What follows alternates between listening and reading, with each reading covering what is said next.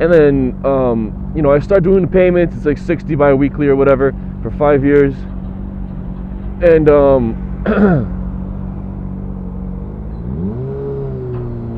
2 weeks pass.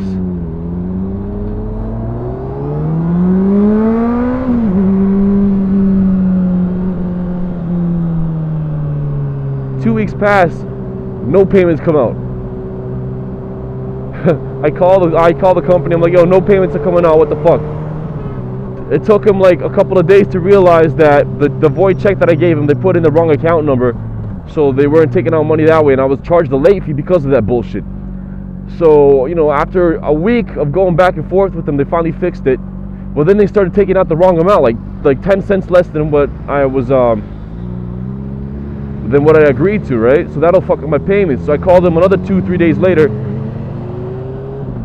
They didn't do shit. Finally, eventually, they fixed it up, and I was still getting the late fee. So I called, and after I think 2 hours being on hold, going from line to line, I called one line. The guy's like, wrong line, let me transfer you here. And that guy transfers me back to the other line that transferred me in the first place. And I kept going back and forth, and I'm like, yo, if you can't fucking help me, tell me who can, because I'm fucking annoyed right now. I keep calling, you guys keep transferring me the same lines, and I'm not getting anywhere. So the guy transfers me finally to the manager. The manager helps me out, fixes everything, and I was so pissed. I was like, you know what, I'm going to call back tomorrow.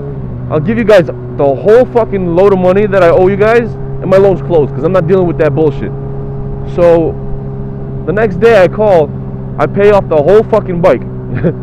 Straight up, the whole bike. And I'm like, so the loan's closed, right? I'm done payments. She's like, yeah, your loan is closed. If you have any questions, feel free to call. My name is this, and if you have any questions about the close, give them my name, and I will take over it because I did the close.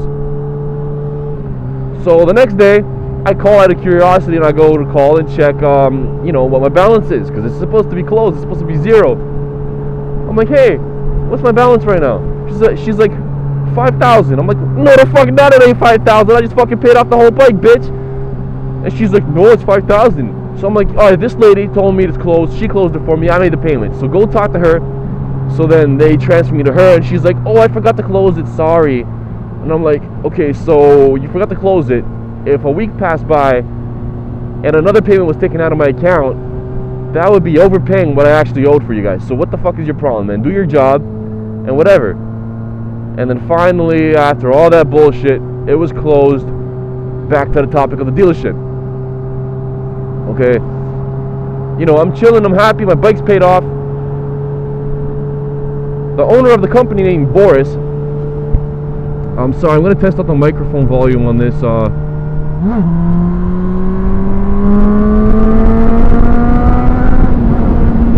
going 124. I wonder how the mic sounds.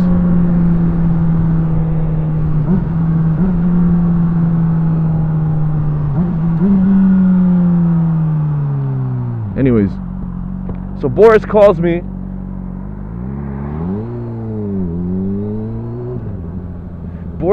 He's like, hey. I'm like, yeah, what's up, man? He's like, so when are you bringing the next $1,000? And I'm like, what are you talking about with next $1,000? The bike's fully paid off. He's like, no, it's not. We agreed to $8,000 out the door and $1,000, you know, under the table, so you don't get taxed as much. And I'm like, what in the fucking world are you talking about? How does that make sense? We agreed, my girlfriend was there. We agreed to $1,000. We agreed to $8,000 out the door. That's it. Plus the stupid little, the loan fees and all that bullshit that I didn't even know about. So that was the dumbest fucking thing in the world. And then he's like, yeah, no, $1,000. And he was being rude to me. He's like, yeah, whoever it was with you, your girlfriend, whatever the hell she was, bro. He called me bro like a million times. He's like, bro, she was there, and bro, just ask her. She heard the $1,000 thing, bro. I'm telling you, you owe us $1,000. I'm like, no, I don't. I'm not gonna pay you $1,000. I'm getting the bike. And he's like, oh, don't fuck with me, bro. I'm gonna drop your bike. I'm not. I see from when he said that. Don't get me wrong. I don't know if he said drop your bike, if he meant to say like literally drop your bike, or drop the deal. But from what I understood, he meant drop the bike. He's like, no, I don't care, man. I'll drop the bike. He's like, I'll drop the bike, I don't care, man. And I'm like, what the fuck, dude? So I called my girlfriend. I told him I call him back. I'm like, I'll call my girlfriend, and I'm like, yo, he wants $1,000. Like, did he say anything about the $1,000 that I owe him? And she's like, no, they agreed to $8,000 out the door. I don't know what the fuck they're saying. And after all these threats that he gave me, I started recording my phone calls, and I still have them on my phone. I might put them in this video, I might not. I'm not sure. But I stupidly, and I felt like they do shit to the bike. So I ended up paying the $1,000. I went by and dropped off $1,000 cash. Oh, man, I'm just so fucking pissed that happened. But I ended up giving them $1,000. And the guy didn't shake my hand. He didn't do nothing. He's just like, oh, all right, bye. And I'm like, yo, you're a fucking dickhead. And they agreed to storage until April for free. And I was cool with that. So, you know, the storage was cool. And it was just before April, or January, March. I think I got my bike in March or some shit like that.